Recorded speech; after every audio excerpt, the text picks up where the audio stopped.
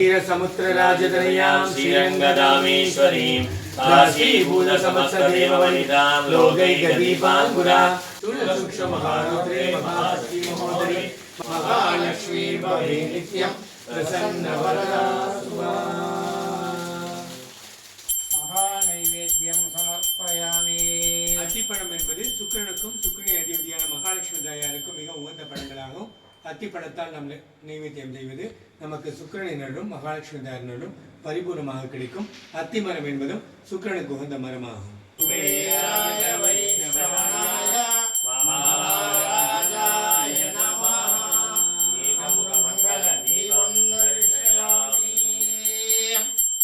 ஆவணியாக நீட்டப்படும் அந்த தீபாவளியை சொல்லிக் கொள்ளலாம். தாமரை மலரினால் சிறப்பு அபிஷேகம் தை அமாவாசையை முன்னிட்டு தற்பொழுது லட்சுமி குபேருக்கு நடைபெற்று முடிந்திருக்கின்றது.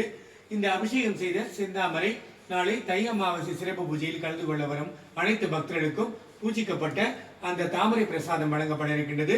இந்த தாமரையை தங்களுடைய பர்ஸ் மற்றும் பீரோலாக்கில் வைத்துக் கொண்டால் தங்களுக்கு மகாலட்சுமி தாயாரினரும் குபேர பகவானினரும் பரிபூர்ணமாக கிடைக்கும். தை அமாவாசை திருநாளில் லட்சுமி குபேரரை தரிசனம் செய்ய வர இருக்கும். உங்களுடைய அனைவர் இல்லங்களிலும் லட்சுமி குபேர சம்பத்து கொட்டட்டும் கொட்டட்டும். அரைக்காசம் மணினருள் ஏண்டட்டும் கிட்டட்டும் கிட்டட்டும்.